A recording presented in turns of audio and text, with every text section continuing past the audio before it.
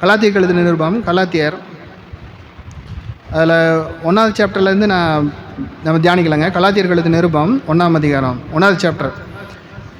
ஏன்னா இதிலேருந்து நான் ஒரு 7 குறிப்புகள்லேயே நம்ம தியானிக்கலாங்க. இதில் நீங்கள் வீட்டுக்கு போனதுக்கப்புறம் நல்லா லெஷராங்க ஒரு 2 தடவையோ 3 தடவையோ இந்த அதிகாரத்தை நீங்கள் படிக்கும் பொழுது தேவன் நம்மோடு பேசுகிற சத்தியங்களை நீங்கள் உறுதிப்படுத்திக் கொள்ளலாம்.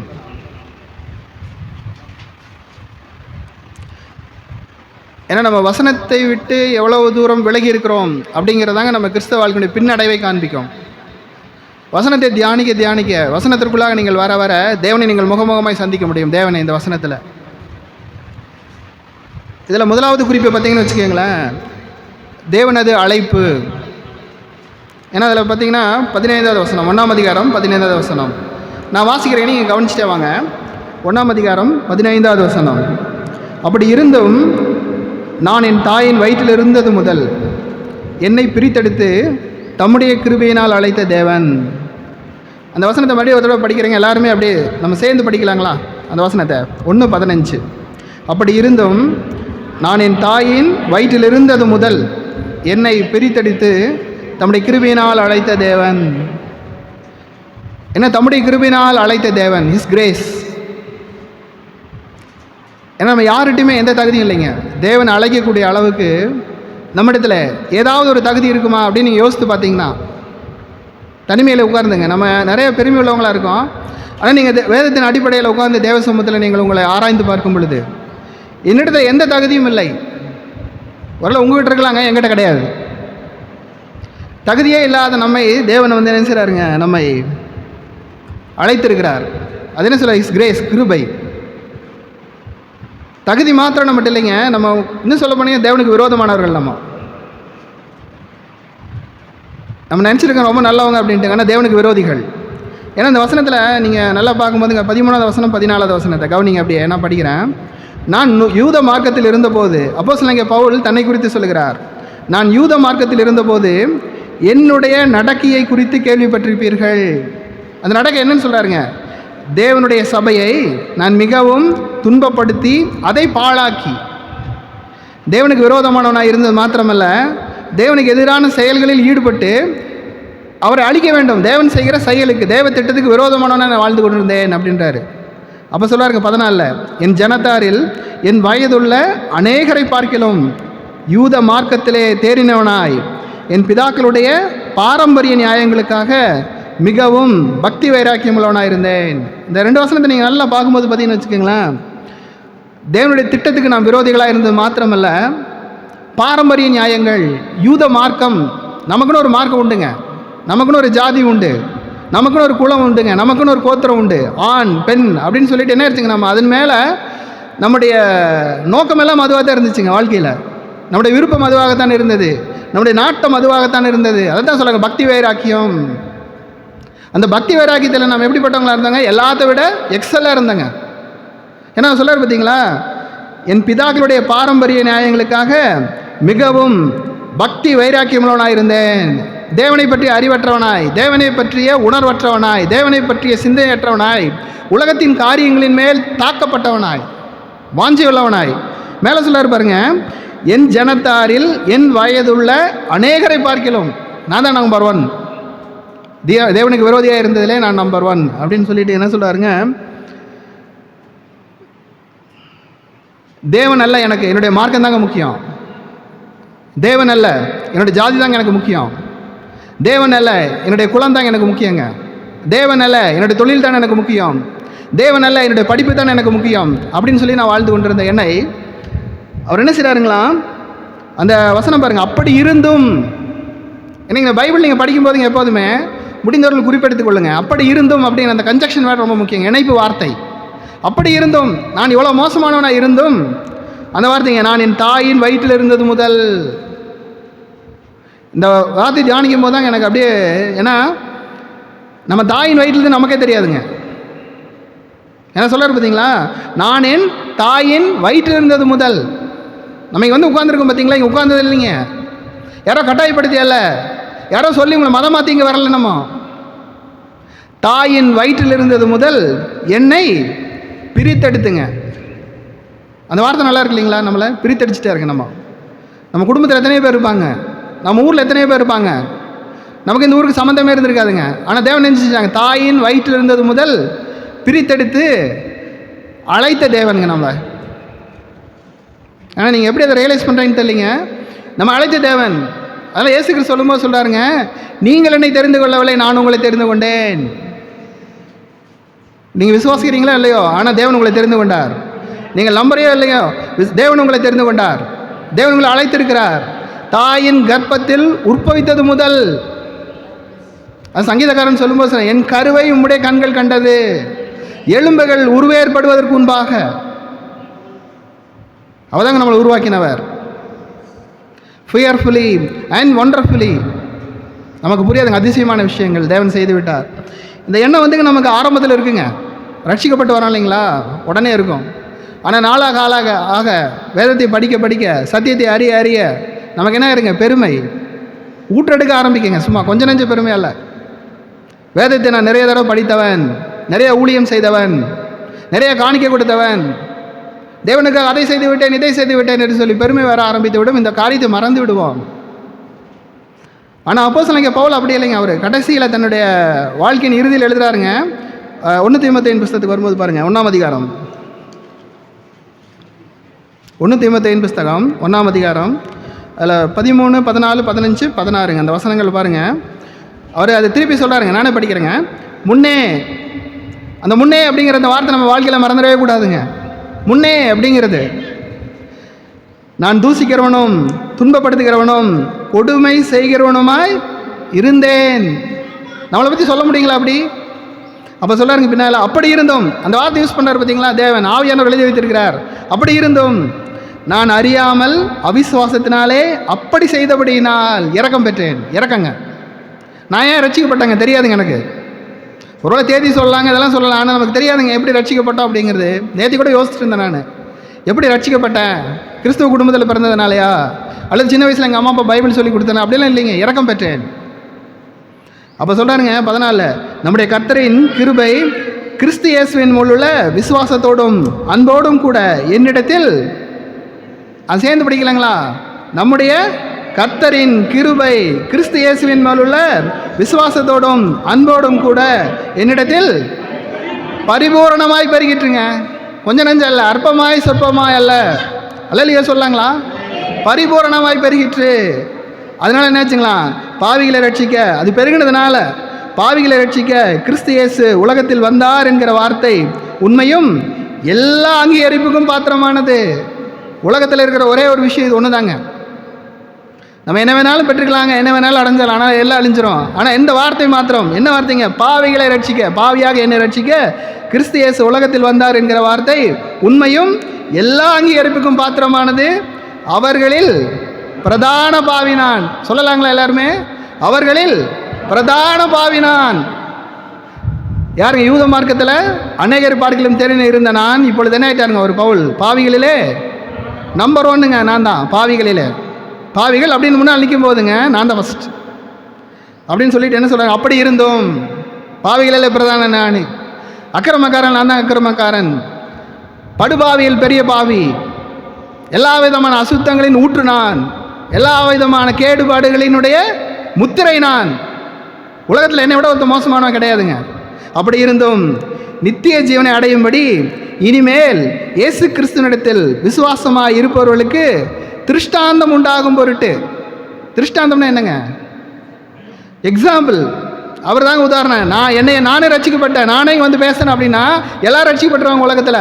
திருஷ்டாந்தம் உண்டாகும் பொருட்டு பிரதான பாவியாக என்னிடத்தில் அவர் எல்லா நீடிய பொறுமையும் காண்பிக்கும்படிக்கு இரக்கம் பெற்றேன்.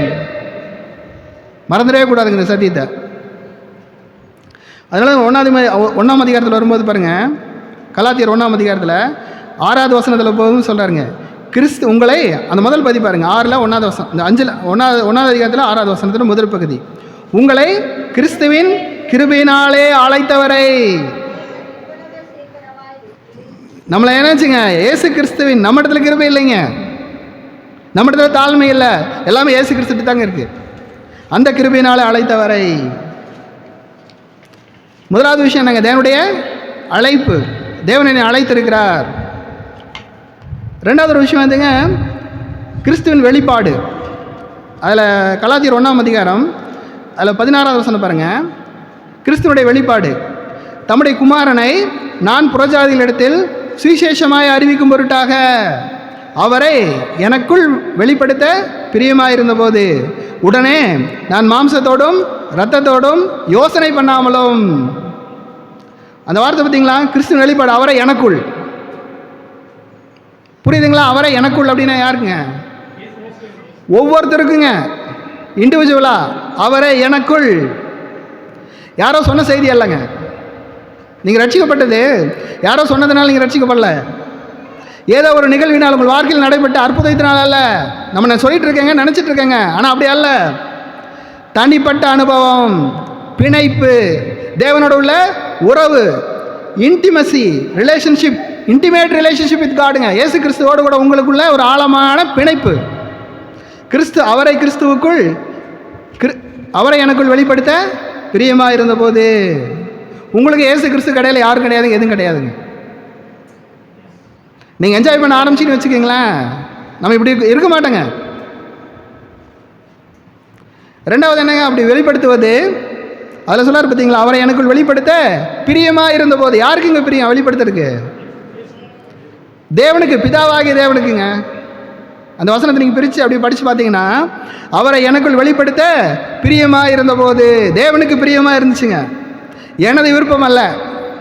முதலாவது புரிஞ்சிக்க வேண்டிய விஷயங்க, நான் வந்து இயேசு கிறிஸ்துவ எனக்குள்ள வந்து வாசம் பண்ண வேணும் அப்படின்னு நான் விரும்பவே இல்லைங்க. ஏதோ ஞாயிற்றுக்கிழமை வந்துட்டு ஆராதிச்சிட்டேன், போதும் போயிட்டே இருக்கலாம் அப்படின்னு நினைக்கிறேங்க. ஆனால் இயேசு கிறிஸ்து உங்களுக்குள் வெளிப்படுத்த பிரியமாக இருப்பது தேவனுடைய விருப்பம்,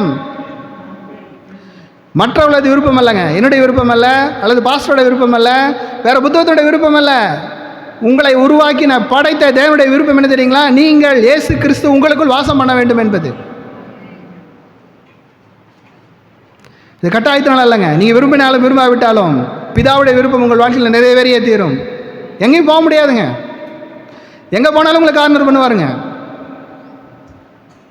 உங்கள் வாழ்க்கையில் நீ எந்த மூளைக்கு, உலகத்தின் எந்த மூளைக்கு போனாலும், கப்பலின் அடித்தட்டில் யோனா போயிருந்தார் பார்த்தீங்களா, அங்கேயும் தேவன் வந்து அவளை சந்திப்பார்.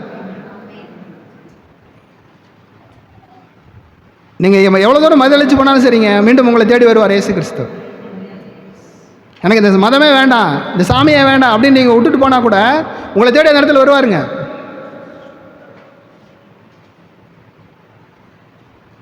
ஏன்னா அதனால் அப்படி செய்வது. லூக்கா எழுதின சுவிசேஷத்தில் வரும்போது பாருங்களேன், 10ஆம் அதிகாரம், இங்கே அப்படியே வச்சுக்கலாங்க. லூக்கா எழுதின சுவிசேஷம் 10வது அதிகாரம்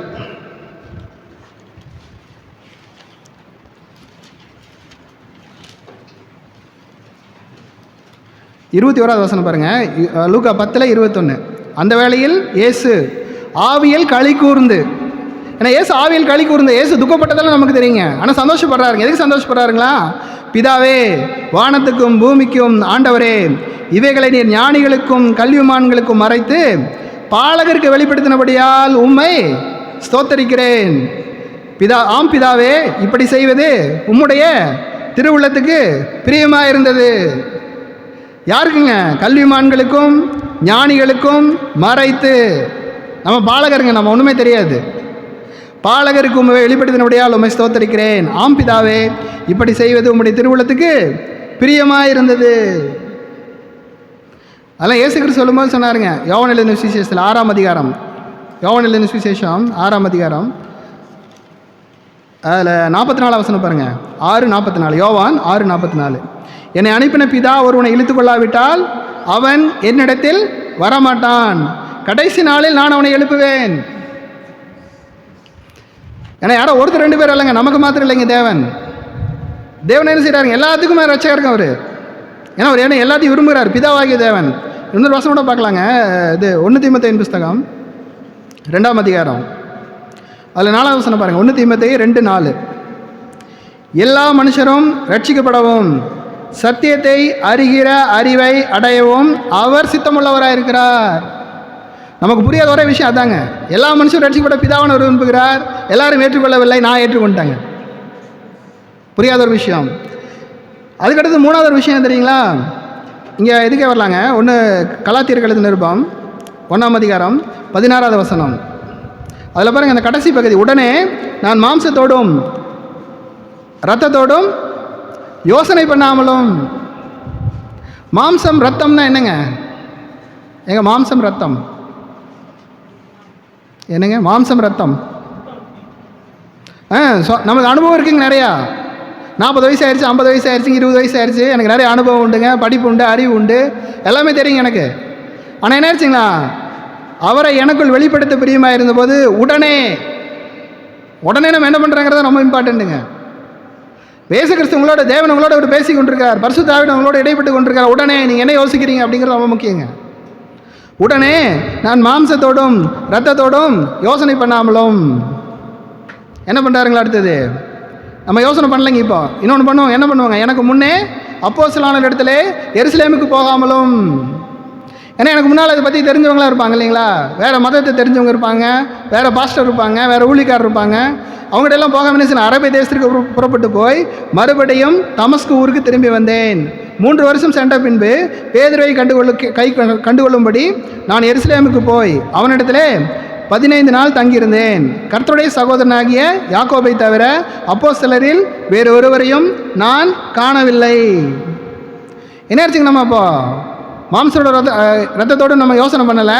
உடனே என்ன செய்யணும்? உலக அங்கீகாரத்தை தேடுகிறோம். யாரோ ஒருத்தர் நம்ம சொல்லணுங்க, நீங்கள் சொல்லி கரெக்டுங்க பிரதர் அப்படின்ட்டு. ஆனால் தேவன் உங்களோட இடைவிடுவதை உலகம் ஏற்றுக்கொள்ளாதுங்க. ஏன்னா சுவிசேஷம் என்பது, இயேசு கிறிஸ்து என்பது உலகத்தோட ஒத்து போக மாட்டாருங்க. நீங்கள் ரட்சிக்கப்பட்டீங்க அப்படின்னா அவரை உங்களுக்குள் வெளிப்படுத்த தேவனுக்கு பிரியமாக இருந்தபோது உடனே நான் மாம்சத்தோடும் ரத்தத்தோடும் யோசனை பண்ணாமல். ஏன்னா பவுல் உடனே என்ன ஆச்சுங்க? மனிதருடைய கருத்தை நாடவில்லை. பேதுருட்ட போயிடலாம், யாக்கோபிட்டு போயிடலாம் அப்படின்னு எல்லாம் போகலைங்கிறாருங்க. மனிதர்களுடைய அங்கீகாரத்தையோ மனிதனுடைய ஒத்துழைப்பையோ நாடவில்லை. தேவன் அவரை சந்தித்து விட்டார், ஃபினிஷ்டுங்க, அவ்வளோதான். எதுக்கு அப்படி பிடிச்சாருங்க நம்மளை? ஏங்க நம்மளை ரட்சிச்சிருக்கார் இல்லையா? எதற்காக நம்ம ரட்சிக்கப்பட்டோம்? ஏங்க ரட்சிக்கப்பட்டு பல வருஷம் ஆயிடுச்சு இல்லைங்களா? எதற்காக நம்ம ரட்சிக்கப்பட்டிருக்கோங்க? ப்ளீஸ் பேசலாங்க, ஒன்றும் பிரச்சனை இல்லை. வெளிப்படுத்திட்டாருங்க. வெளிப்படுத்திக்கிறது தான் ரட்சிக்கப்பட்டோம். என்னங்க? சுவிசேஷத்தை அறிவிக்க. கரெக்டுங்க. என்ன சொல்றாரு பாருங்க, தம்முடைய குமாரனை 16 வருஷம் முன்பகுதி பாருங்க, தம்முடைய குமாரனை நான் புறஜாதியில் இடத்தில் சுவிசேஷமாய் அறிவிக்கும் பொருட்டாக. உங்கள் வாழ்க்கையே அதுக்கு தாங்க, வேற ஒன்றும் கிடையாதுங்க. ரட்சிக்கப்பட்டங்க, பரலோகத்துக்கு போகிறது உடனே போயிடலாங்க, அப்போ எடுத்துட்டா. ஆனால் தேவன் இன்னும் இந்த பாவம் நிறைந்த உலகத்தில் கஷ்டத்தின் மத்தியில் துன்பத்தின் மத்தியில் வைத்திருப்பதற்கு ஒரே காரணம், தம்முடைய குமாரனை நான் புறஜாதிகளிடத்தில் அறியாதவர்களிடத்தில் சுவிசேஷமாய் அறிவிக்கும் பொருட்டாக இருக்கிறேங்க நான். ஏன்னா நற்செய்தி அப்படின்னா என்னங்க? அது நற்செய்தி அப்படிங்கிறது காஸ்பல், இயேசு கிறிஸ்து என்ன சொல்கிறார் பார்த்தீங்களா? தெளிவாக சந்தேகம் வரக்கூடாதுங்க அந்த இடத்துல. அதுக்காக தான் சொல்கிறேன். ஏன்னா நற்செய்தின்னு என்ன செய்கிறேங்க? என்ன சொல்கிறாங்க நம்ம? இயேசு அற்புதம் செய்வார், அடையாளம் செய்வார், அதெல்லாம் இல்லைங்க. இயேசு கிறிஸ்து நற்செய்திங்க. ஏன்னா அதுக்கு நமக்கு வந்து ஒரு விஷயத்தை சொல்லணும்னா என்ன வேணுங்க? நமக்கு அதிகாரம் வேண்டும் இல்லைங்களா? அதில் மத்திய எழுதின சுவிசேஷம் 28ஆம் அதிகாரம், மத்திய எழுதின சுவிசேஷம் 28ஆம் அதிகாரம், அதில் பாருங்கள் 18வது வசனம். அப்பொழுது இயேசு சமீபத்தில் வந்து அவர்களை நோக்கி, வானத்திலும் பூமியிலும் சகல அதிகாரமும் எனக்கு கொடுக்கப்பட்டிருக்கிறது. ஏன்னா சுவிசேஷத்தை அறிவிக்க வேண்டும் என்றால் நமக்கு அதிகாரம் வேண்டும். நம்ம இடத்துல அதிகாரம் இல்லைங்க. ஏன்னா நான் ரட்சிக்கப்பட்டேன், என் வாழ்க்கை தான் அதிகாரம், என் வாழ்க்கை தான் என் வாழ்க்கை சாட்சி அப்படிலாம் சொல்லவே முடியாதுங்க. நீங்கள் ரட்சிக்கப்பட்ட பின்பும் நமக்குள்ளாக பாவத்தின் தன்மைகள் இருந்து கொண்டே இருக்கும், பாவ போராட்டம் இருக்கும், நமக்கும் பரிசுத்தத்தில் வளர முடியாது, அப்படி பல்வேறு விதமான குறுக்கீடுகள் இருக்கும். ஆனால் அதை மீறி அதிகாரம் கொடுக்குறவர் இயேசு கிறிஸ்து. அவரே இந்த வானத்திலும் பூமியிலும் அதிகாரம் அவர்கிட்ட இருந்துங்க. வல்லமையாட்டிருக்குங்க. நம்மகிட்ட வல்லமை இருக்குங்களா? பலம் வேணும் இல்லைங்களா சொல்கிறதுக்கு? ஏன்னா நீங்கள் சொல்கிற சுவிசேஷம் உலகத்துக்கு ஒத்து வராதுங்க. உங்களை கொன்று விடலாம், இரத்த சாட்சிகளாய் மறித்து விடலாம். ஆனால் நம்ம தைரியம் வேணும். அப்போஸ்தலர் 1:8ங்க. அப்போஸ்தலர் உங்களிடத்தில் வரும்போது நீங்கள் பலனடைந்து எருசலேமிலும் யூதேயா முழுவதிலும் சமாரியாவிலும் பூமியின் கடைசி பரியந்தம் எனக்கு சாட்சிகளாக இருப்பீர்கள். 2 விஷயங்க. சுவிசேஷத்தை அறிவிப்பதற்கு அதிகாரம் வேண்டும், பலம் வேண்டும். ரெண்டுமே யாருக்கு? தேவனிடத்திலிருந்து வருது, சோர்ஸ். பூமியிலேருந்து வராதுங்க இதெல்லாம். அதனால் என்ன ஆயிடுச்சுங்க? இப்போ நம்ம இந்த வசனம் கிறிஸ்துவின் வெளிப்பாடு நமக்கு, அவரை எனக்குள் பர்சனல் இன்டிமசி வித் காட். வேறு எதுவும் கிடையாதுங்க. எனக்கும் தேவனுக்கு இடையில இப்போ நானும் தேவன். ஆழமான உறவுங்க அது, திருமண பந்தம், அது விவாகம் சொல்லுதுங்க. அது பயங்கரமான பிணைப்புங்க. அது அதை நீங்கள் என்ஜாய் பண்ண ஆரம்பிச்சுன்னு வச்சுங்க. ஏன்னா பைபிளில் நீங்கள் எடுத்துங்க, கிறிஸ்துவுக்குள் அப்படின்னு வர பதமெல்லாம் எடுத்து படிச்சு பாருங்க. பைபிளில் உங்கள் வாழ்க்கையில் பெரிய மாற்றத்தை சந்திப்பீர்கள். அதே மாதிரி ரெண்டாவதுங்க, இது வந்து தேவனுடைய விருப்பம். மூணாவது விஷயம் வந்துங்க, உலகத்தோடு தொடர்புடையது அல்ல. நாம் நம்முடைய மாம்சத்தோடும் இரத்தத்தோடும் நம்முடைய வாழ்க்கையில் நடக்கக்கூடிய சம்பவங்களோடும் இயேசு கிறிஸ்துவை ஒப்பிட்டு நம்ம கம்பேர் பண்ணி பார்க்க முடியாது, கண்டுபிடிக்க முடியாதுங்க. வித்தியாசமாக தோணும். நம்ம வாழ்க்கையில் சம்பவிப்பதற்கும் இயேசு கிறிஸ்துவுக்கும் வெவ்வேறு மாதிரி இருக்குங்க அது. ஏன்னா அவர் விண்ணுக்குரியவர், நாம் பூமிக்குரியவர்கள். நீங்கள் எப்போல்லாம் விண்ணுக்குரியவர்களாக மாறுகிறீர்களோ அப்போ தான் இயேசு கிறிஸ்து உங்களுக்கு சம்மந்தம் ஏற்படும். நாலாவது என்ன வச்சுங்க, அதில் இயேசுவை அறிவிக்க வேண்டும், அதற்காக ரட்சிக்கப்பட்டிருக்கிறேன். அதற்கேற்ற அதிகாரத்தையும் வல்லமையும் தேவன் நம்ம கொடுத்துருக்கிறார். மூணாவது ஒரு விஷயம் என்னென்னாங்க, கிறிஸ்துவனுடைய சுவிசேஷம். அப்போஸ்தலர்களுடைய புத்தகத்தில் 1ஆம் அதிகாரம், அதில் பார்த்தீங்கன்னா 7வது வசனத்தில் ஒரு வார்த்தை வருது பாருங்கள் பின்னால், அது மையப்பகுதி. கிறிஸ்துவனுடைய சுவிசேஷம். காஸ்பல் அப்படின்னால என்ன ஆச்சுங்க, த காஸ்பல் ஆஃப் கிரைஸ்ட். மனிதர்களுடையது அல்ல, விண்ணுக்குரியது, நற்செய்தி.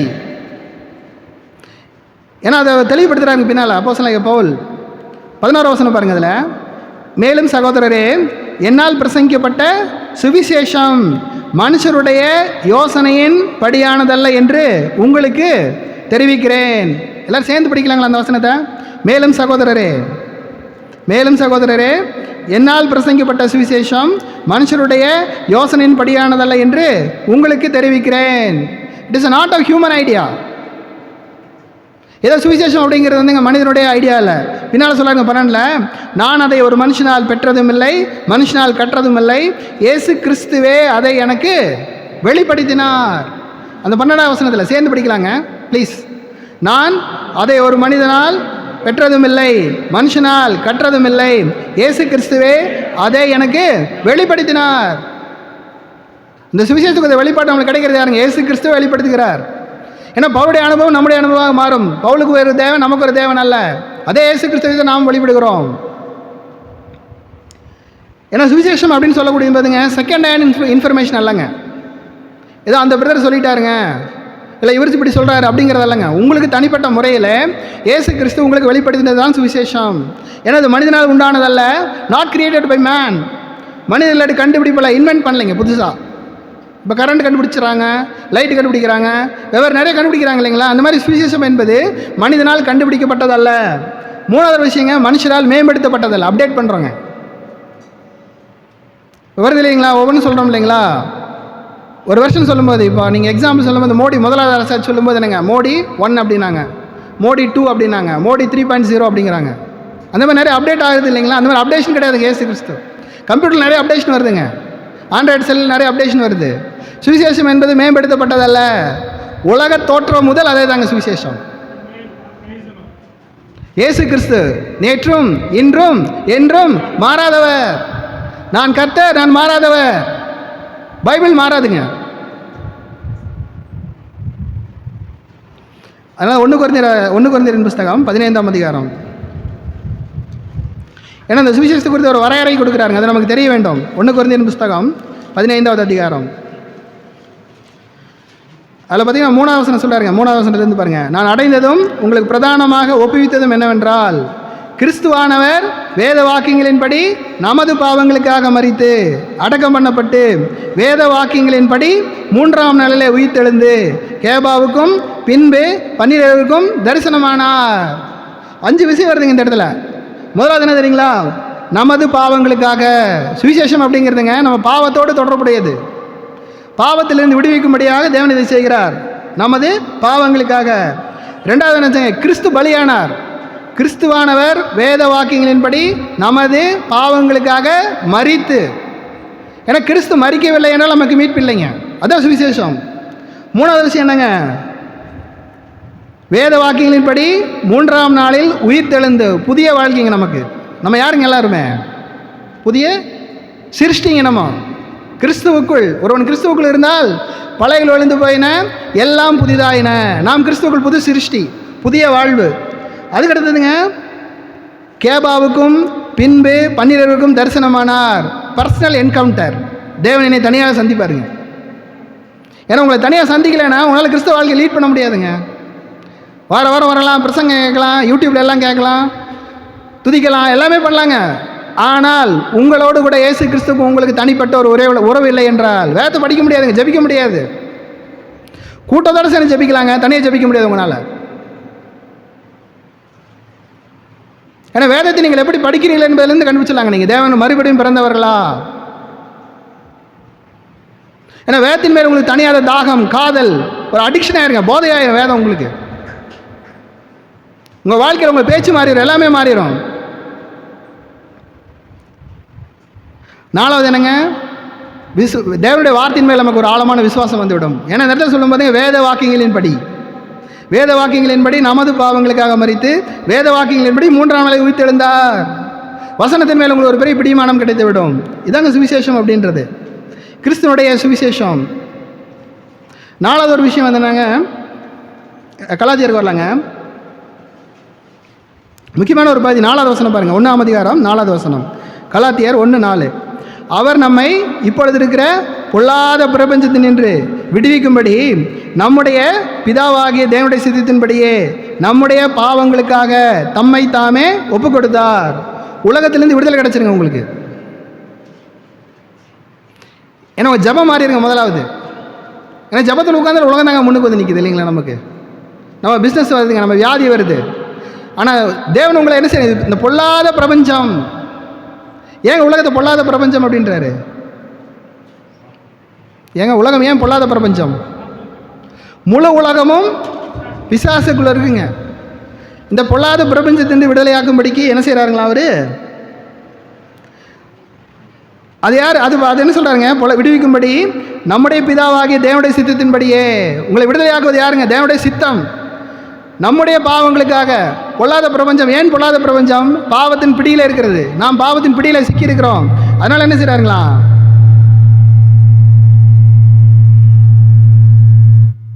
நம்முடைய பிதாவாகிய தேவனுடைய சித்தத்தின்படியே நம்முடைய பாவங்களுக்காக தம்மை தாமே ஒப்பு கொடுத்தார். ஏன்னா ரொம்ப முக்கியமாக கவனிக்க வேண்டிய ஒரு விஷயம் என்னதாங்க, நம்ம உலகத்திலேருந்து விடுபட்டு விட்டோம், உலகத்திலிருந்து விடுபட வேண்டும் அப்படிங்கிறதாங்க சுவிசேஷம். நீங்கள் உலகத்தாரை போல வாழ்வதற்காக இயேசு கிறிஸ்து மரிக்கவில்லை. ஏன்னா உங்களுக்கு நிறைய கேள்வி எழும்பிட்டே இருக்கு இல்லைங்களா, நிறைய விதமான குழப்பம் வந்து கொண்டிருக்க காரணம் உலகத்தோடு நாம் பிணைக்கப்பட்டு விட்டோம்.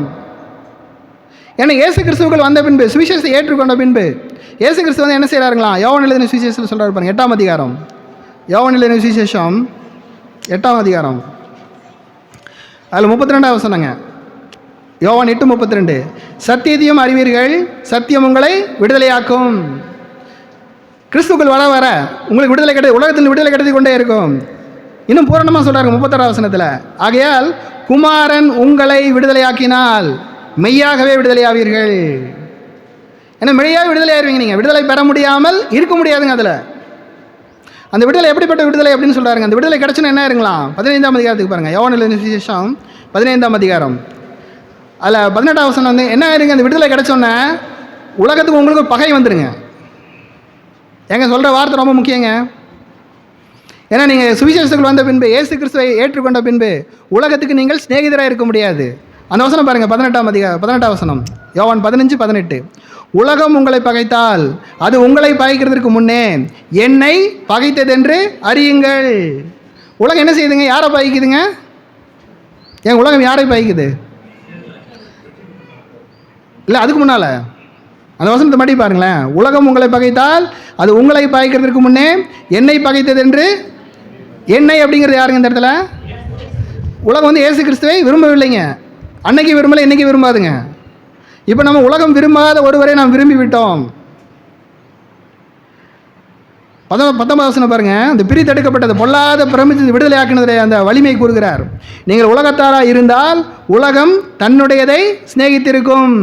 உலகத்தாராய் நாம் இருந்தால் அப்போ நம்ம யாருங்க? இப்போ உலகத்தார் அல்ல. அது சொல்லாருங்க, உலகம் தன்னுடைய சிநேகித்திருக்கும்.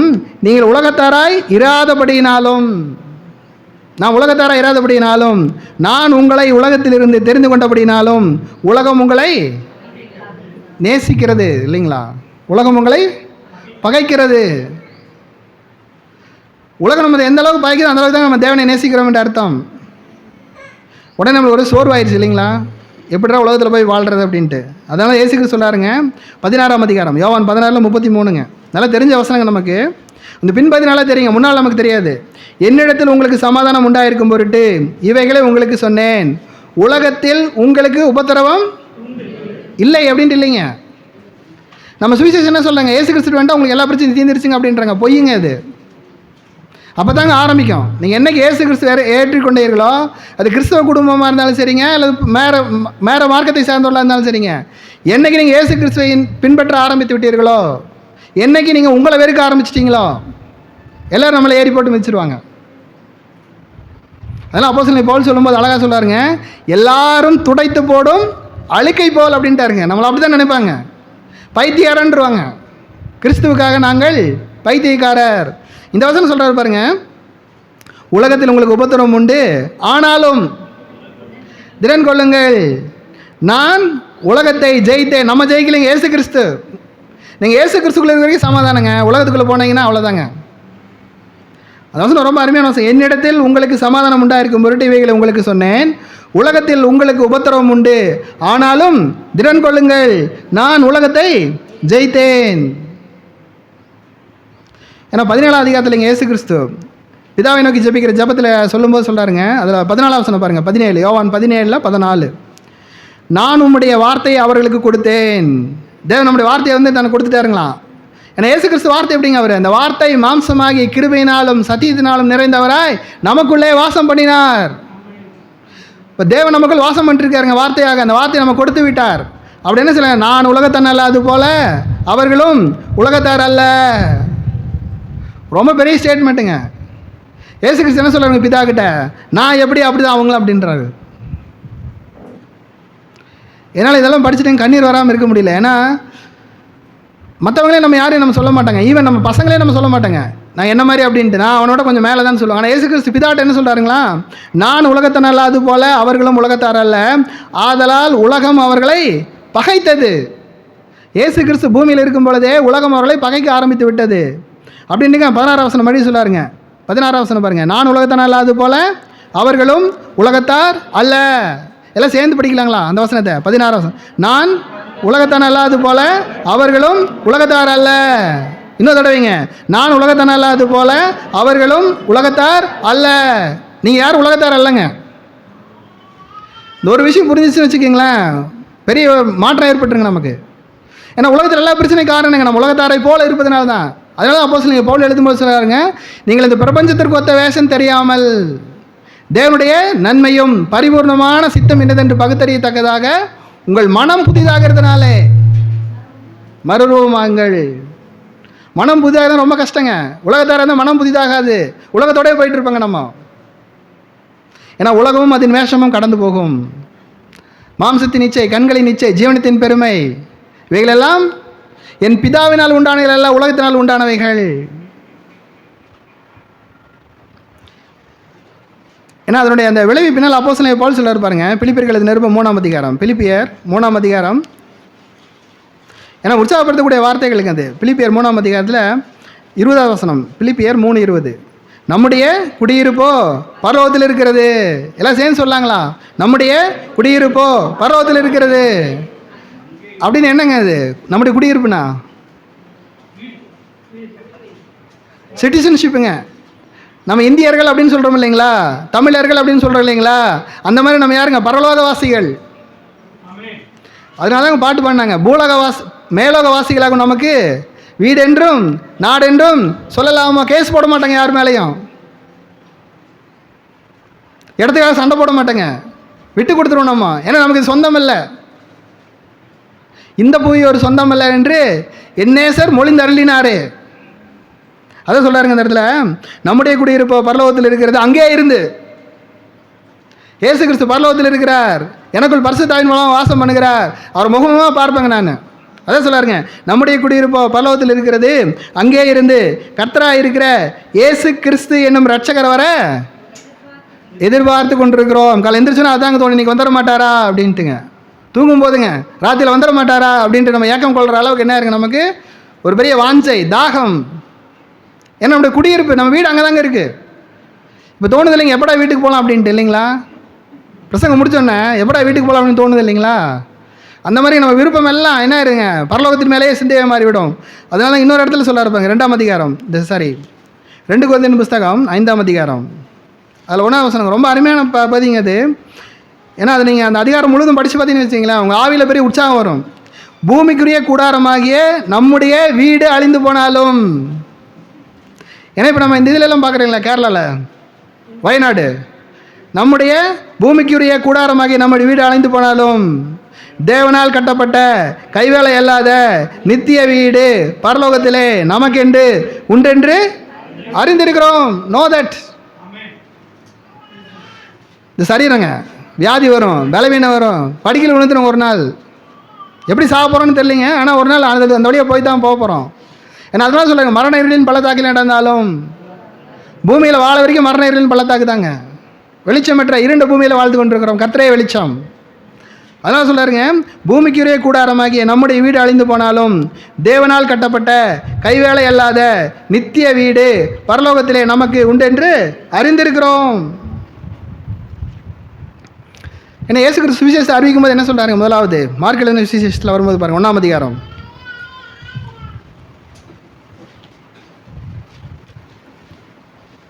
மார்க் எழுதின சுவிசேஷம் 1ஆம் அதிகாரம் அதில் 15 வசனம் பாருங்கள். மார்க்கு 1ஆம் அதிகாரம் 15. காலம் நிறைவேறிற்று, தேவனுடைய ராஜ்யம் சமீபமாயிற்று, மனம் திரும்பி சுவிசேஷத்தை விசுவாசியுங்கள். ஏன்னா இயேசு கிறிஸ்து வந்து மனம் திரும்பினா என்ன இருக்கும், உங்களுக்கு வியாதி போயிடும் அப்படின்னு சொல்லிங்க. பரலோக ராஜ்யம், தேவனுடைய ராஜ்யம் சமீபமாக இருந்தது. காலம் நிறைவேறிற்று, தேவனுடைய ராஜ்யம் சமீபமாயிற்று, மனம் திரும்பி சுவிசேஷத்தை விசுவாசியுங்கள். மனம் திரும்பி சுவிசேஷத்தை நம்ம விசுவாசிக்கும் போது பரலோகத்துக்கு கிட்ட வந்துடுறாங்க. அப்படியே பரலோக பிரஜைகளாய் மாறி விடுகிறோம். பரலோக ராஜ்யம் நமக்குள்ளாக ஸ்தாபிக்கப்பட்டு விடுகிறது. அந்த பரலோகத்துக்கும் பூமிக்கு உண்டான ஏணியாக நாம் மாறிவிடுகிறோம். பரலோக பிரஜைகளாய் மாறிவிடுகிறோம். பூமியிலேயே பரலோகத்தை அனுபவிக்க ஆரம்பித்து விடுகிறோம். அந்த வானத்தின் வாசல், பரலோகத்தின் வாசல் நம்முடைய இருதயமே மாறிவிடும். நீங்கள் எங்கெல்லாம் போகிறீங்களா பரலோகமாக இருக்குங்க. ஆனால் என்ன ஆச்சுங்க, சீஷருங்க மறந்துட்டாங்க. இயேசு கிறிஸ்து உயிர்த்தெழுந்ததுக்கப்புறம் மறுபடி கேட்குறாங்க அவங்க. அப்போஸ்தலர் நடவடிக்கைகளின் புத்தகம் 1ஆம் அதிகாரத்துக்கு பாருங்களேன், 1ஆம் அதிகாரம். ஏன்னா அவங்க மறுபடியும் பூலோக கவலை ஆகி போச்சுங்க, மீன் பிடிக்க போயிட்டாங்க. ஆனால் இயேசு கிறிஸ்து என்ன செய்யறாங்க, உயிர்த்தெழுந்த பின்பு 4ஆவது வசனம் பாருங்கள். அப்போஸ்தலர் நடவடிக்கைகளின் புத்தகம் 1ஆம் அதிகாரம் 3ஆவது வசனம். அவர் பாடுபட்ட பின்பு 40 நாள் அளவும் அப்போஸ்தலருக்கு தரிசனமாகி தேவனுடைய ராஜ்யத்துக்குரியவைகளை அவர்களுடனே பேசி அநேகம் தெளிவான திருஷ்டாந்தங்களினாலே அவர்களுக்கு தம்மை உயிரோடு இருக்கிறவராக காண்பித்தார். இயேசு கிறிஸ்து உயிரோடு இருக்கிறார் அப்படிங்கிற நிச்சயங்க, எனக்குள் வாசம் பண்ணுகிறார் நிச்சயம் இருக்க வரைக்கும் பரலோகம் உங்களுக்குள்ள இருக்குங்க. ஏன்னா இயேசு கிறிஸ்து திரும்பி ரிமைண்ட் பண்ணுறாருங்க, நீங்கள் இந்த பூமிக்கு வருவீங்கல்ல, தேவனுடைய ராஜ்யத்துக்கு உண்டானவங்க, நான் தான் ராஜா. இந்த பிரபஞ்சத்தின் காரியம் நம்மை ஆட்கொள்ள முடியாதபடிக்கு. ஏன்னா உலகம் எப்படிப்பட்டது அப்படின்னு சொல்கிறாருங்க. கொலோசியர்கள் நிருபத்துக்கு வரலாங்க. கொலோசியர்கள் நிருபம் 1ஆம் அதிகாரம் அதில் 13 வசனம் பாருங்கள். கொலோசையர் 1:13. இருளின் அதிகாரத்தினின்று நம்மை விடுதலையாக்கி தமது அன்பின் குமாரனுடைய ராஜ்யத்திற்கு உட்படுத்தினமாக இருக்கிற பிதாவை ஸ்தோத்தரிக்கிறோம். ஏன்னா உலகத்திலிருந்து விடுதலை அப்படிங்கிறது சின்ன விஷயம் இல்லைங்க. இருளின் அதிகாரத்தினின்று நம்மால் விடுதலை பெற முடியாது. இயேசு கிறிஸ்து அதற்காக மரித்து விலைக்கிரயத்தை செலுத்தி பிதாவினுடைய கோபத்தை தம்மையில் ஏற்றுக்கொண்டு, ஏன்னா தேவன் அன்பாக இருக்கிறார், ஆனால் தேவ கோபம் நம்ம மேல் இருக்குதுங்க. கிறிஸ்துவுக்குள் நீங்கள் வரவில்லை என்றால் தேவ கோபம் உங்கள் மேல் வெளிப்பட்டு விடும். அந்த பாதிப்பு உலகத்தில் இருந்துகிட்டே இருக்குங்க, தேவ கோபம். ஆனால் இயேசு கிறிஸ்து என்ன செய்கிறாருங்க, அதை மறைத்து கொண்டு இருக்கிறார். அதை சொல்கிறாங்க, இருளின் அதிகாரத்தினின்று நம்மை விடுதலையாக்கி தமது அன்பின் குமாரனுடைய ராஜ்யத்திற்கு உட்படுத்தினருமாக இருக்கிற பிதாவை ஸ்தோத்தரிக்கிறோம், ஆராதிக்கிறோம் அப்படின்றாங்க. அதாங்க ஆராதனை. அது 5வது வசனங்க. கிறிஸ்துவின் ஊழியக்காரன் ரட்சிக்கப்பட்ட நம்ம எல்லாருமேங்க. ஏன்னா அதில் 10வது வசனம் பாருங்கள். கலாத்தியர்கள் எழுதின நிருபம் 1ஆம் அதிகாரம் 10வது வசனத்தின் பின்பகுதி. நான் இன்னும் மனுஷரை பிரியப்படுத்தினாக இருந்தால் நான் கிறிஸ்துவின் ஊழியக்காரன் அல்லவே. ரட்சிக்கப்பட்ட நான் யாருங்க, சுவிசேஷத்தை ஏற்றுக்கொண்ட நான் கிறிஸ்துவின் ஊழியக்காரன். எல்லாரும் சொல்லாங்களா, நான் கிறிஸ்துவின் ஊழியக்காரன். கிறிஸ்துவின் ஊழியக்காரன் அப்படின்னு யாருங்க நம்ம நியமிக்கிறது? ஏங்க நம்மளை யார் நியமிப்பாங்க?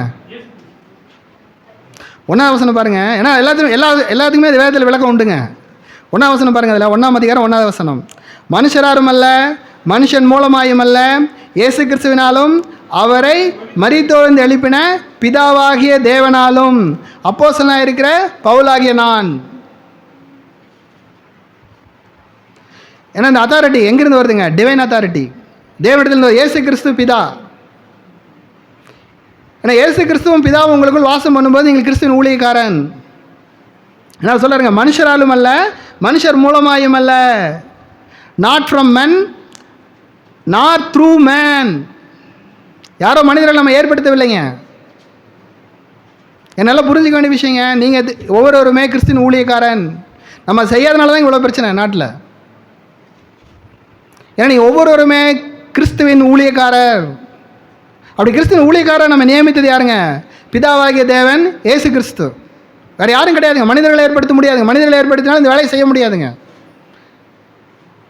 எனவே கிறிஸ்துவின் ஊழியக்காரனாக இருப்பீர்களானால் கிறிஸ்துவுக்கு ஊழியக்காரன், கிறிஸ்துவுக்கு அடிமை, தேவனுக்கு அடிமை. அவர் என்ன செய்கிறாரோ, அவர் என்ன சொல்கிறாரோ அதாங்க நீங்கள் செய்ய முடியும். அதேமாரி நீங்கள் போக முடியாது. மனிதர்களால் நியமிக்கப்பட்டவர்கள் அல்ல, மனிதர்களுக்கு கட்டுப்பட்டவர்கள் அல்லங்க அவங்க. ஆனால் மனிதர்களுக்கு கடமைப்பட்டவர்கள். இயேசு கிறிஸ்து எப்படியாக மனிதர்களுக்கு கட்டுப்படாமல் அவர்களுக்கு பணி செய்தாரோ. ஏன்னா கிறிஸ்துவின் ஊழியக்காரனா யாருங்க? நம்ம இயேசு கிறிஸ்து எப்படி பணிவிடைக்காரர், கரெக்டான வார்த்தைங்க. பணிவிடை எப்படி பண்ணாருங்க? அவர் கால்களை கழுவி மாதிரி காண்பித்தார். இப்படி செஞ்சீங்கன்னா நீங்கள் பாக்கியவான், ஆசீர்வதிக்கப்பட்டவன். அதாங்க ஆசீர்வாதம். ரொம்ப கஷ்டங்க கால்கள் கழுவுறது அப்படிங்கிறது. குனிய வேண்டும். அழுக்கான கால்கள், அசுத்தமான கால்களை நம்முடைய கரங்களில் பிடிக்க வேண்டும். அதுக்கு நம்ம கை சுத்தமாக இருக்கணுங்க முதலாவது. அநேக நேரங்களில் கரைபடிந்து நம்முடைய கரங்கள் அவருடைய சுத்தமான பாதங்களை அழுக்குப்படுத்தி கொண்டிருக்கிறது. ஊழியம் செய்கிறோம் என்ற பெயரில். அந்த 10ஆம் வசனம் பாருங்க. அதில் 1ஆம் அதிகாரம் 10. இப்பொழுது நான் மனுஷரையா தேவனையா யாரை நாடி போதிக்கிறேன்? ஏன்னா கிறிஸ்துவின் ஊழியக்காரன் நான். இப்போ யாரை நாடி போதிக்க? உங்களை பிரியப்படுத்துறதுக்காக பண்ண முடியாதுங்க. நீங்கள் மறுமுறை கூப்பிடுவீங்க அப்படிங்கிறக்காக நான் பண்ண முடியாதுங்க. நான் கிறிஸ்துவின் ஊழியக்காரன் சொல்கிறாரு பாருங்க. மனுஷரையா பிரியப்படுத்த பார்க்கிறேன். நான் இன்னும் மனுஷரை பிரியப்படுத்துகிறவனாக இருந்தால் நான் கிறிஸ்துவின் ஊழியக்காரன் அல்லவே. நெகட்டிவ் சென்ஸில் பைபிள் சொல்லும்போது ரொம்ப நல்லா படிக்கணுங்க. ஏன்னா பைபிள் இயேசு கிறிஸ்து சொல்லும்போதுங்க, தன் யாதருடைய இடத்தில் வந்து தன் தகப்பனையாவது தாயாவது மனைவியாவது பிள்ளைகளையாவது வெறுக்காவிட்டால் எனக்கு சீஷனாக இருக்க மாட்டான். இயேசு கிறிஸ்து டீச்சிங்லாம் கடினங்க. நம்ம நினைக்கிற மாதிரி லகுவானதல்ல. இயேசு ரட்சகர் அப்படிங்கிற ரொம்ப ஈஸிங்க. ஆனால் இயேசு கிறிஸ்து அப்படிங்கிற கஷ்டம். நீங்கள் அவருடைய லார்ட்ஷிப், அவருடைய ஆளுகை நீங்கள் உங்களால் ஏற்றுக்கொள்ள முடியுமா? இதில் விட்டு வந்துடும் பாருங்க. நீங்கள் எதையெல்லாம் பொக்கிஷன் நினச்சிட்டு இருக்கீங்களோ அதை விற்று கொடுத்துட்டு வந்துடு அப்படின்றாருங்க. அப்போ நம்ம என்ன செய்வோங்க? அவர் கடினமுள்ள எஜமான்ருவோம். ஊழியமே வேண்டாம், ஒன்றும் வேண்டாம், பேசாமல் வந்து கோயிலுக்கு வந்துட்டு ஸ்தோத்திரம் பண்ணி லாஸ்ட் பெஞ்சில் அப்படியே போயிடலாம் அப்படின்னு போயிடுறாங்க நம்ம. அப்போதான் சொல்லுவாங்க, இப்பொழுது நான் மனுஷரையா தேவனையா யாரை நாடி போதிக்கிறேன்? மனுஷரையா பிரியப்படுத்த பார்க்கிறேன். நான் இன்னும் மனுஷரை பிரியப்படுத்தினா இருந்தால் நான் கிறிஸ்துவின் ஊழியக்காரன் அல்லவே. ஆனால் இந்த 20ஆம் வசனம் பாருங்கள். அதில் ரொம்ப அருமையான ஒரு பகுதிங்க. 20ஆம் வசனம். அதில் 1ஆம் அதிகாரம் 20ஆம் வசனம். நான் உங்களுக்கு எழுதுகிற இவைகள் பொய்யல்லவென்று தேவனுக்கு முன்பாக நிச்சயமாய் சொல்லுகிறேன். நான் தேவனுக்கு முன்பாக தான் இருப்பேங்க. அவன் தான் கிறிஸ்துவின் ஊழியக்காரன். யாரும் கிறிஸ்துவின் ஊழியக்காரன் மனிதருக்கு முன்பாக நிற்பவன் அல்ல, மனிதர்களை பிரியப்படுத்துகிறவன் அல்ல, தேவனுக்கு முன்பாக நிற்கிறவன், பொய் சொல்லாதவன். வசனம் எனக்கு தெரியல அப்படின்னு தெரியலன்றவங்க சொல்ல வேண்டும் இல்லைங்களா? நமக்கு தெரியாத விஷயத்தை தெரிஞ்ச மாதிரி காமிக்கிறோம் பார்த்தீங்களா? அதாங்க பொய். அந்த பவுல் வந்துட்டுங்க அகிரிப்பா ராஜா உலக பவருக்கு முன்னால் நிற்கிறாருங்க. அவர் 26ஆம் அதிகாரத்தில் பாருங்கள். அப்போஸ்தலர்களின் புஸ்தகம் 26ஆம் அதிகாரம்.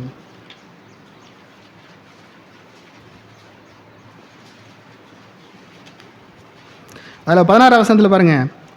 ஏன்னா அவர் சொல்கிறாரு, பவுல் தேவன் எப்படி தன்னை அழைத்தார் என்று சொல்லி.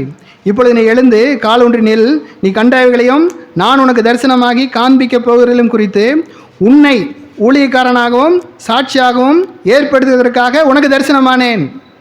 தேவன் உங்களோட ஏன் பேசி கொண்டிருக்கிறார்? உங்களை என்ன செய்கிறாங்க? ஊழியக்காரராகவும் சாட்சியாகவும் ஏற்படுத்துவதற்காக. உங்களை இப்போ என்ன செய்கிறாருங்க? அவருக்கு ஊழியக்காரர் ஆக்குவதற்காக, அவருக்கு சாட்சிகளாக மாற்றுவதற்காக உங்களை அவர் நியமிக்கிறார். தரிசனமானேன் உங்களோட பேசிகிட்டு இருக்காருங்க. ஏன்னா இங்கே வந்திருக்கிற அநேகர் அப்படியே மாறப்போகிறீர்கள். ஆமேன்னு சொல்லாங்களா? ஏன்னா மிஷினரிகளாய் மாறப்போகிறீர்கள், சுவிசேஷ அறிவிகளாய் மாறப்போகிறீர்கள். தேவனுக்காக வைராக்கியம் கொண்டு உங்களை ரத்த சாட்சியெல்லாம் ஒப்புக் கொடுக்க நீங்கள் எழும்ப போகிறீர்கள். ஒரு பெரிய எழுப்புதல் உங்கள் மத்தியில் ஏற்பட்டு கொண்டிருக்கிறது. அதாங்க தேவன் சொல்லுகிறார், உன்னை ஊழியக்காரனாக சாட்சியாக ஏற்படுத்துகிறேன், அதற்காக உன்னை தரிசனமானேன். அதுக்காக என்ன செஞ்சாருங்களா? 17ஆம் வசனம், உன் சுய ஜனத்தார் எடுத்து நின்றும். ரொம்ப முக்கியங்க. ஏன்னா எங்கள் ஜாதியில் நான் மட்டும்தான் அங்கே வந்திருக்கேன் அப்படின்னு நினச்சிட்டு இருக்கலாங்க. ஆனால் தேவன் உங்களை பிரித்தெடுத்து விட்டார். சொல்கிறார் பாருங்க, உன் சுய ஜனத்தார் எடுத்து நின்றும் அந்நிய ஜனத்தார் எடுத்து நின்றும் உன்னை விடுதலையாக்கி. அவங்க உங்களை வெறுக்கலைங்க, அவங்க விடுதலை தேவன் விடுதலையாக்கி விட்டார். நிறைய நேரத்தில் தப்பாக புரிஞ்சுக்கிறேங்க, அவங்க எங்களை வெறுக்கிறாங்க அப்படின்ட்டு. அவங்க வெறுக்கலைங்க, தேவன் உங்களை விடுதலையாக்கி நிமித்தமாக அவர்கள் உங்களை பாய்க்கிறார்கள். தேவன் செய்த கிரியை, தேவனுடைய வெளிப்பாடு உங்களுக்குள் வரும்போது உலகம் உங்களை பாய்க்கிறது. அது தேவனுடைய தெரிந்தெடுப்பு. அப்போதான் சொல்கிறாருங்க 18ஆம் வசனம், அவர்கள் என்னை பற்றும் விசுவாசத்தினாலே பாவ மன்னிப்பையும் பரிசுத்தமாக்கப்பட்டவர்களுக்குரிய சுதந்திரத்தையும் பெற்றுக்கொள்ளும்படியாக அவர்கள் இருளை விட்டு ஒளிநிடத்திற்கும் சாத்தானுடைய அதிகாரத்தை விட்டு தேவனிடத்திற்கும் திரும்பும்படிக்கு நீ அவர்களுடைய கண்களை திறக்கும் பொருட்டு இப்பொழுது உன்னை அவர்களிடத்திற்கு அனுப்புகிறேன். இங்கிருந்து அனுப்புகிறாருங்க. அதுக்கு தாங்க நிறைய பேர் வாழ்க்கையில் நடக்க போகுதுங்க. அது ஏன்னா இந்த பட்டணத்தில் தேவனுக்கு அநேக ஆத்மாக்கள் உண்டு. அதற்காக உங்களையே சாட்சியாக ஏற்படுத்தி வைத்திருக்கிறார். அதை இந்த நேரத்தை தேவன் உறுதிப்படுத்துகிறார், உங்களோட பேசுகிறார். அது 6வது ஒரு விஷயங்க, தேவனுடைய மகிமை. கலாத்தியர் எழுதின நிருபம் 1ஆம் அதிகாரத்துக்கு வரலாங்க. அதில் பாருங்க 5ஆம் வசனம், கலாத்தியர் 1:5, அவருக்கு என்னென்றைக்கும் உள்ள சதா காலங்களிலும் மகிமை உண்டாவதாக ஆமேன். சொல்லாங்களா? அந்த வசனத்தை எல்லாரும் சேர்ந்து படிக்கலாம். அவருக்கு என்னென்றைக்கும் உள்ள சதா காலங்களிலும் மகிமை உண்டாவதாக ஆமேன். ஏன்னா இந்த பொல்லாத பிரபஞ்சத்தை விடுதலை ஆக்கி விட்டார், என்னுடைய பாவங்களை நீக்கி விட்டார். இயேசு கிறிஸ்துவை அதற்காக ஒப்பு கொடுத்து விட்டார். மனிதரால் ஏற்படுத்தப்பட்டதல்ல, மனிதர் சொன்னதனால அல்ல, தேவனே நிறைவேற்றி விட்டார். அதனால தான் சொல்றாருங்க, அவருக்கு என்றென்றைக்கும் உள்ள சதா காலங்களிலும் மகிமை உண்டாத. ஒரு நாள் அல்ல, 2 நாள், சதா காலங்களிலும். அதாங்க ஆராதனை அப்படிங்கிறது.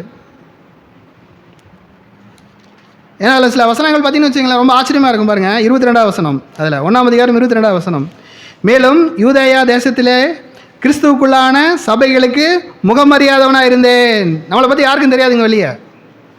கிறிஸ்துவுக்குள்ளான சபைகளுக்கு, இப்படிப்பட்ட ஒரு பெரிய தேவன் சந்தித்த மனிதன். ஏன்னா அவர் சொல்றாருங்க, அந்த பரம தரிசனம் என்று சொல்லுகிறார். தேவனுடைய பரம தரிசனத்தை பெற்ற மனிதனுக்கு சபைக்கு தெரியாதுங்க. முகமறியாதவனாக இருந்தேன். அப்போ என்ன சொல்கிறாருங்களா? 21 வசனம் பாருங்க, முன்னே நம்மை துன்பப்படுத்தினவனே தான் அழிக்க தேடின விசுவாசத்தை இப்பொழுது பிரசங்கிக்கிறான் என்பதை மாத்திரம் அவர்கள் கேள்விப்பட்டிருந்து. என்னை பற்றி யாருக்கு வெளியே தெரியாதுங்க, கிறிஸ்துவுக்குள்ளான சபைகளுக்கு தெரியாது, கிறிஸ்துவ சொல்லிக்கிற அறிமுகம் இல்லை எனக்கு. ஆனால் என்னை பற்றி கேள்விப்பட்டிருக்காங்க அவங்க. தான் அழிக்க தேடின விசுவாசத்தை நம்மை துன்பப்படுத்தினவன் அழிக்க தேடின விசுவாசத்தை இப்பொழுது பிரசங்கிக்கிறான் என்பதை மாத்திரம் அவர்கள் கேள்விப்பட்டிருந்து. 24ஆம் வசனங்க, சேர்ந்து படிக்க வேண்டிய வசனங்க. என்னை பற்றி எல்லாரும் சேர்ந்து படிக்கலாம். என்னை பற்றி தேவனை மகிமைப்படுத்தினார்கள். இன்னொரு தடவை படிக்கலாங்க. என்னை பற்றி தேவனை மகிமைப்படுத்தினார்கள். உங்களை பற்றியும் உங்கள் ஒவ்வொரு பற்றியும், நம்ம பக்கத்தில் இருக்கிறவங்க, நம்ம வீட்டில் இருக்கிறவங்க, நம்ம அப்பா அம்மா, நம்ம சகோதர சகோதரிகளாம் தேவனை மகிமைப்படுத்த வேண்டும். நம்மை பற்றி முகம் தெரியாதவர்கள் நம்ம அறிமுகம் நம்ம சொல்ல வேண்டியது இல்லைங்க. உங்கள் வாழ்க்கை பேசுங்க. ஏன்னா அதான் சொன்னார், ஊழியக்காரனாகவும் சாட்சியாகவும். எதை சொல்லுகிறோமோ நம்முடைய வாழ்க்கையும் வார்த்தையும் வெவ்வேறாக இருக்க முடியாது. வேதத்திற்குள்ளே நம்முடைய வாழ்க்கை வந்துவிடும். வேதத்தின் பவுண்டரிக்குள்ளே வந்துடுங்க. நம்ம வசனங்களுக்கு இடையில் உங்கள் வாழ்க்கை காணப்படும். அப்போஸ்தலன் பவுல் அழகாக சொல்கிறார் தெரியுங்களா? அதை அந்த 2 கொரிந்தியர் புத்தகத்தில் பாருங்கள். 2 கொரிந்தியர் 3ஆம் அதிகாரத்தில் 3வது வசனங்க. 2 கொரிந்தியர் 3:3 ஈஸியாக ஞாபகம் வச்சுக்கலாங்க. ஏனெனில் நீங்கள் எங்கள் ஊழியத்தினால் உண்டாகிய கிறிஸ்துவின் நிருபமாக இருக்கிறீர்கள் என்று வெளியரங்கமாக இருக்கிறது. அல்லேலூயாங்க. ஏனெனில் நீங்கள் எங்கள் ஊழியத்தினால் உண்டாகிய கிறிஸ்துவின் நிருபமாக இருக்கிறீர்கள் என்று வெளியரங்கமாக இருக்கிறது. அது மையினால் அல்ல, ஜீவனுள்ள தேவனுடைய ஆவியினாலும் கற்பலகைகளில் அல்ல, இருதயங்களாகிய சதையான பலகையிலேயும் எழுதப்பட்டிருக்கிறது. நோ ஒன் கேன் ரிமூவ் இட்டுங்க. உலகத்தின் அதிகாரங்கள் அல்ல, நம்முடைய சொந்த பந்தங்கள் அல்ல, நாம் நேசிக்கிற காரியங்கள் அல்ல, தேவன் இருதயத்தில் எழுதிவிட்ட காரியம். கிறிஸ்துவின் நிருபங்கள் நீங்கள் தாங்க பைபிள், நடமாடும் பைபிள். அந்த அளவுக்கு என்ன இருக்கும் உங்களோட வசனம், கிறிஸ்துவின் வசனம் உங்களுக்குள்ளாக பரிபூரணமாய் வாசமாக இருக்கும், சகல ஞானத்தோடும். உங்கள் வாழ்க்கையை பேசுங்க அப்படியே. நான் அப்போஸ்தலன் பவுல் வாழ்க்கை நோக்கமே என்னங்க? தேவனை ஆராதிப்பது. ஒரு நாள் 2 நாள், 1 மணி நேரம் 2 மணி நேரம் இல்லைங்க. தானியேலை பற்றி சொல்லும்போது என்ன சொல்கிறாருங்க? இடைவிடாமல் ஆராதிக்கிற தேவன் உன்னை தப்புவிக்க வல்லவராக இருந்தாரா? இடைவிடாமல் ஆராதிக்க முடியுங்களா உங்களால்? முடியும். எஸ். 1 கொரிந்தியர் புஸ்தகம் 10ஆம் அதிகாரம், 1 கொரிந்தியர் புஸ்தகம் 10வது அதிகாரம், அதில் 31வது வசனம். 1 கொரிந்தியர் 10:31. ஆகையால் நீங்கள் புசித்தாலும் குடித்தாலும் எதை செய்தாலும் எல்லாவற்றையும் தேவனுடைய மகிமைக்கென்று செய்யுங்கள். எல்லாரும் படிக்கலாங்களா சேர்ந்து? ஆகையால் நீங்கள் புசித்தாலும் குடித்தாலும் எதை செய்தாலும் எல்லாவற்றையும் தேவனுடைய மகிமைக்கென்று செய்யுங்கள். புசிச்சா குடிச்சாங்க, டீ குடிக்க போகிறோம், தேவனுடைய மகிமைக்காக குடிக்க வேண்டும். லஞ்ச் சாப்பிட போகிறோங்க, தேவனுடைய மகிமைக்காக. புசித்தாலும் குடித்தாலும் எதை செய்தாலும் எல்லாவற்றையும். வாரம் போகிறாங்க, வேலை செய்ய போகிறோம், பஸ்ஸில் போக போகிறோம், இல்லை காரில் போக போகிறோம், 2 வீலரில் போக போகிறோம், எதை செய்தாலும் எல்லாவற்றையும் தேவனுடைய மகிமைக்கென்று செய்யுங்கள். பாவமே செய்ய மாட்டாங்க நம்ம. யோவான் சுவிசேஷத்தில் பாருங்கள், கர்த்தராகிய இயேசு கிறிஸ்து பேசுகிறார் கடைசியாக. யார்கிட்டீங்க? பேதுருட்ட பேசுகிறார். 21ஆம் அதிகாரத்துக்கு வாங்களேன். யோவான் 21:19 வசனம். இன்னவிதமான மரணத்தினாலே அவன் தேவனை மகிமைப்படுத்த போகிறான் என்பதை குறிக்கும்படியாக இப்படி சொன்னார். நம்முடைய மரணம் என்ன இருங்க? தேவனுக்கு மகிமையாக முடிஞ்சிருங்க. நம்புறீங்களா? எப்போ முடியும் தெரியுங்களா? எப்போ முடியுங்க? நம்முடைய மரணம் தேவனுக்கு மகிமையாக எப்போ முடியுங்க? அந்த வசனத்திலே ஆன்சருங்க. அவர் இதை சொல்லிய பின்பு அவனை நோக்கி என்னை பின்பற்றி வா. ஆமேன். இயேசு கிறிஸ்து பின்பற்றிட்டோம் நாங்கள் மரணம் மகிமையாக மாறிவிடும். ஏன்னா மரண பயத்திலிருந்து விடுதலை கொடுத்து விட்டார். கர்த்தரன் மேய்ப்பராக இருக்கிறான், நான் தாழ்ச்சி அடையேன். ஆனால் அவரை பின்பற்றிட்டாங்க நம்ம. உடனே பேதருக்கு பிரச்சனை ஆயிடுச்சு. 21வது வசனம். அவனை கண்டு பேதர் இயேசுவை நோக்கி ஆண்டவரே இவன் காரியம் என்ன? நம்ம பிரச்சனையாக தான் இல்லைங்களா? நான் ரட்சிக்கப்பட்டேன் எல்லாம் ஆகிட்டு, அவன் என்னங்க அப்படின்றாரு. அப்போ அவருக்கு இயேசு, நான் வருமளவும் இவன் இருக்க எனக்கு சித்தமானால் உனக்கு என்ன? நீ என்னை பின்பற்றி வா. ஸ்ட்ரெஸ் பண்ணுறாருங்க. அந்த 2 வசனத்தை படித்து பாருங்க. அங்கே சும்மா சொல்லார் என்னை பின்பற்றி வா அப்படின்ட்டு. இங்கே சொல்லார் நீ என்னை பின்பற்றி வா. வேற எதோ பின்பற்றிட்டு இருக்கேங்க. இப்போ டிவி பின்பற்றுறோமா, இல்லை உலக காரியங்களை பின்பற்றுகிறோம், ஆஸ்தியை பின்பற்றுகிறோமா, என்னுடைய வேலையை பின்பற்றுகிறோமா, படிப்பை பின்பற்றுகிறோமா, என்னுடைய மனைவியை பின்பற்றுகிறோமா, நம்முடைய பெற்றோர்களை பின்பற்றுகிறோமா? குழப்பத்தில் வந்துட்டு இருக்காங்க இப்போ. ஆனால் இயேசு கிறிஸ்து தெளிவாக பேசுகிறார், நீ என்னை பின்பற்றி வா. அவங்கள பற்றி கவலைப்படாத, நீ ஜஸ்ட் யூ ஃபாலோ மீ. முதலே அழைச்சாருங்க, அதான் சொல்லி உங்களை அழைச்சார் ஃபர்ஸ்டே. அநேக ஆண்டுகளுக்கு முன்பாக தேவன் உங்களை அழைத்த விதம், ரட்சித்த விதம் அப்போதான் கூட பேசினார். நீ என்னை பின்பற்றி ஒப்பு கொடுத்தீர்கள் நீங்கள். ஆனால் இப்போ என்ன ஆயிடுச்சுங்க? இப்போ வயசாயிருச்சுங்க, பிள்ளை கல்யாணம் பண்ணணும் இல்லைங்களா? எங்கள் ஜாதியில் என்ன சொல்லுவாங்க? ஒரு பின்மாற்றம் நமக்குள்ளே வந்து கொண்டிருக்கிறது. தேவன் நம்மோடு இடைபடுகிறார், நீ என்னை பின்பற்றி வா. ஆதியிலிருந்து அன்பை விட்டா என்று உன் பேர் எனக்கு குறை உண்டு. ஆதியில் செய்த கிரியை செய். புதுசு வேண்டாங்க. ஏன்னா வெரி ஓல்டு பைபிள். தேவனும் பழையவர், புதியவர் அல்லங்க. அவர் ஒரே தேவன். 7வது கடைசிங்க ஒரு எச்சரிப்பான காரியத்தை சொல்லுகிறார். கலாத்தியர் எழுதின 1ஆம் அதிகாரம், அதில் 6வது வசனம் பாருங்க. உங்களை கிறிஸ்துவின் கிருபையினால் அழைத்தவரை நீங்கள் இவ்வளவு சீக்கிரமாய் விட்டு வேறொரு சுவிசேஷத்துக்கு திரும்புகிறதை பற்றி நான் ஆச்சரியப்படுகிறேன். வேறொரு சுவிசேஷம் உண்டுங்க உலகத்தில், டிஃபரெண்ட் காஸ்பல். ஏன்னா இந்த வசனத்தில் பாருங்க, அழகாக சொல்ல பாருங்க, உங்களை கிறிஸ்துவின் கிருபையினால் அழைத்தவரை நீங்கள் இவ்வளவு சீக்கிரமாய் விட்டு, தேவனை விட்டு விலக்குவதாங்க வேறொரு சுவிசேஷம். ஏன்னா உங்கள் சிந்தனையை கிறிஸ்துவை விட்டு தேவனை விட்டு பிரிப்பதாங்க வேறொரு சுவிசேஷம். ஏன்னா மேலே சொல்லார் 7வது வசனம் பாருங்க, வேறொரு சுவிசேஷம் இல்லையே. வேறொரு சுவிசேஷம், டிஃப்ரெண்ட் காஸ்பல் அப்படின்னு கிடையாதுங்க. காஸ்பல் அப்படின்னா ஒன்றே ஒன்று, இயேசு கிறிஸ்து. உலகத்தில் நற்செய்தி என்பது ஒரே உண்டு, அது இயேசு கிறிஸ்து. வேற ஒரு நற்செய்தி கிடையாது உலகத்துக்கு. அதான் சொல்லுவாங்க, வேறொரு சுவிசேஷம் இல்லையே. சிலர் உங்களை கலகப்படுத்தி, உள்ளத்தில் குழப்பம் ஆயிருங்க, கலக்கம் ஆயிரும், திகைப்பாயிரும், பயம் ஆயிருங்க. நான் பின்பற்றிருக்க சுவிசேஷம் உண்மையான சுவிசேஷமா, அல்லது அது கூட வேற ஏதாவது செஞ்சிடலாமா? இயேசு கிறிஸ்து விசுவாசாச்சு, வேற ஏதாவது கூட பண்ணிடலாமா? நீங்கள் பரிசுத்தாகணும் இதை பண்ணணும் அப்படின்றாங்க. அப்படி இல்லைங்க. இயேசு கிறிஸ்துவை விசுவாசித்து விட்டால் அவரே உங்களுக்கு பரிசுத்தம். நீதியான கிரியை அப்படின்னு சொல்கிறாங்க. இயேசு கிறிஸ்துவ விசுவாசத்தில் அவரே நீதி. மீட்கப்பட வேண்டுமென்றால் வேறு ஒன்று செய்யணும்னு சொல்கிறாங்க. இயேசு கிறிஸ்துவே மீட்பாருங்க, அவரே மீட்பு. ஞானம் வேணும்னா வேறு ஏதாவது பண்ணுங்க அப்படின்றாங்க. இயேசு கிறிஸ்துவே உங்களுக்கு ஞானங்க. அவரே ஞானமும் நீதியும் பரிசுத்தமும் மீட்புமானார். விசுவாசிங்களா? இயேசு கிறிஸ்து போதுங்க, அவ்வளோதாங்க. Very simple faith. உங்கள் வாழ்க்கையில் என்ன வேணாலும் நடக்கலாங்க, அதுக்கு சம்மந்தம் இல்லை. நீங்கள் இயேசு கிறிஸ்து விசுவாசித்து விட்டால் தேவன் உங்களை பொறுப்படுத்தி கொண்டு விட்டார். நீங்கள் ஒரு பின்பற்றி போயிட்டே இருக்க வேண்டியதாங்க. வேறு ஒன்றும் திரும்பியே பார்க்காதீங்க. என்ன சொல்லாருங்க அப்படின்னு சொல்லிட்டு அவர் சொல்லாருங்க, கிறிஸ்துவனுடைய சுவிசேஷத்தை புரட்ட மனதாக இருக்கிறவர்களை அல்லாமல் வேறல்ல. வேதத்தை கொண்டு இயேசு கிறிஸ்துவை புரட்டுவார்கள்.